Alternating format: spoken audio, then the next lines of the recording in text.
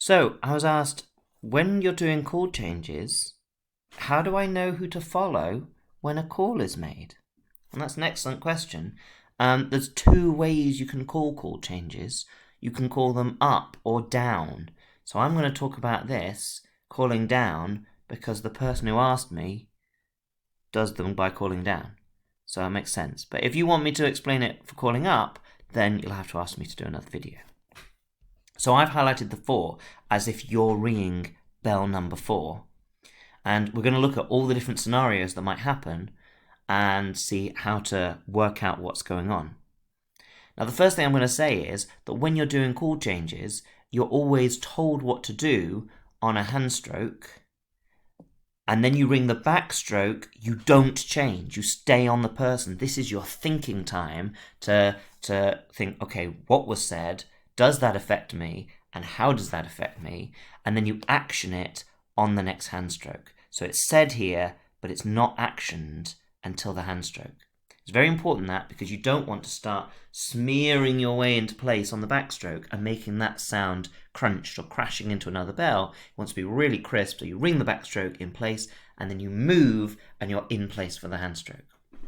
Okay, so what could happen? Well, the first thing that could happen, the easiest thing, is that they say something that moves you. So they might say 4 to 2. If they say 4 to 2, that's nice and easy. It's telling you you're the 4, so it's talking to you. 4 to 2, go and follow the 2. If you're ever told to move in that way in chord changes when calling down, you know that you have to pull quick. So the first thing you think is saying, oh, it's me, I'm being told to do something, and you can think, and I know, because I'm being told, I need to catch my Sally slightly higher, I need to pull in. So you can start to think that and start to action that, having pulled the backstroke, ready to catch a bit higher, and then you can think, okay, who was I following? Oh, the 2. So you can then look around the tower, which one's the 2? You're the 2, I've caught my Sally higher, and in you tuck, and you're there. Nice and easy, you're being told what to do, and crucially, when you're told what to do, when calling them down, you're also being told to pull in quick. So that's nice and easy. But what if the people around you are told to move? That's slightly different. So the first instance is, what if you're merrily following the 3 here? So you're looking at the 3, you're not looking at anyone else, you're just concentrating on the person you're following, and you're following the 3. All is well. And then the conductor says 5 to 3. So the first thing you hear is 5. You think, well, that's not me, so that's all right. I don't have to do anything. But then the second number is 3. 5 to 3, you need to think, well, hang on. I'm following the 3. But the 5's just been told to follow the 3.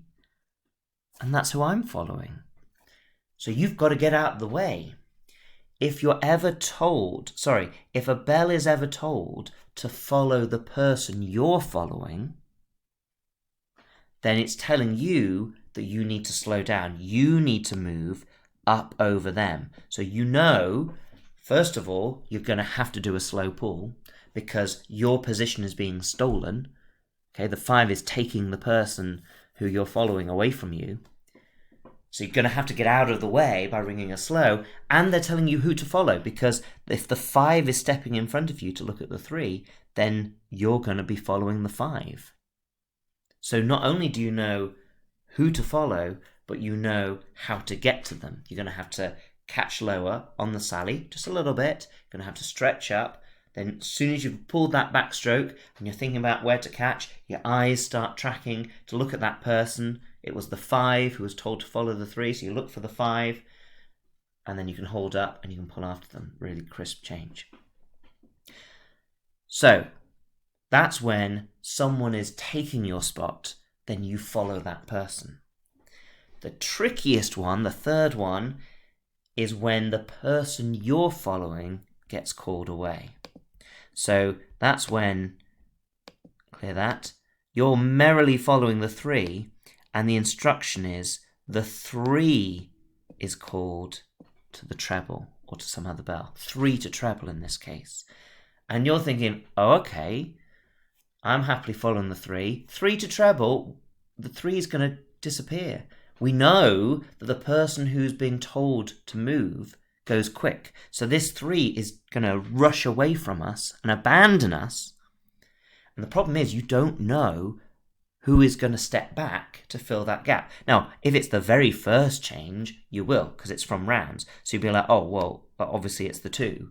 So the 3 and the 2 are going to swap. So I'll just follow the 2. But if you've been ringing call changes for a few minutes and you've been to Titums and you've been to Queens and you've been to reverse rounds, you might have no idea the whole sequence, and so you don't know who to follow. Well, don't panic, because at least you are being told something. You are being told how to move. And in this case, you're not moving at all. Okay? The change is happening beneath you. You're staying steady. So the trick here, if the person you're following is told to move, is don't pull any different. Just try and ring the real steady round speed that you've been doing already.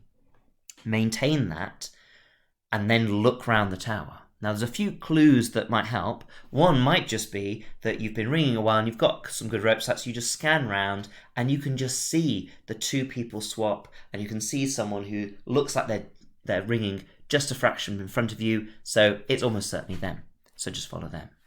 It might be that when the instruction is called, you look at the person you're following intently, and you look at who they're looking at, because they won't have looked away yet. It's just been called on the hand stroke. They're going to keep looking at that person on the backstroke, because they're not going to move until the next hand stroke. So look at them quick. Are they looking over on that side of the tower or that side? Oh, they're looking towards that person. That's who they're following, so that must be who they're swapping with. So if the 3 is looking intently at the 2, and the call is made, so you look at the 3, where are they looking? Oh, they're looking at the 2. Well, then it's a good chance that you're going to have to follow the 2, that they're going to step up and you're going to stay steady. But if you can't spot that, just stay steady, okay? If you know you're staying still because it's the person you're following being told to move away, then just try and ring steady rounds, and then you can just casually say to the conductor, oh, sorry, who am I following now?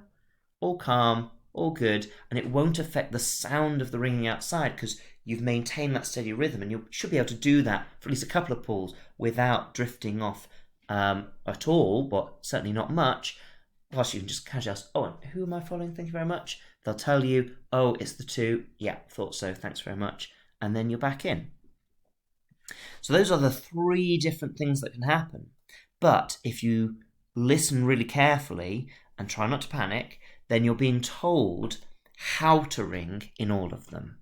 If you're told that you're moving 4 to 2, then you know you're going to move quick. And you know who you're following because they've literally just told you. If a bell is told to follow the person you're following, so you're following the 3, 5 to 3, well, then you're being told to slow down, to let the person in front, so hold it up, let them in front, and you're being told who to follow. It's that person who's just stolen your spot.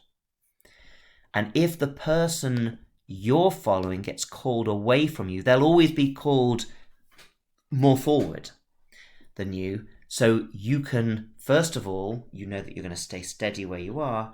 And second of all, you know to look at them, look where they're looking, and see if you can spot who it is. But if not, keep your steady rhythm, ask calmly, oh, who's that I'm following now? Thank you very much. And then you're back. So that's how you know who to follow when you're ringing call changes, when things are being called down.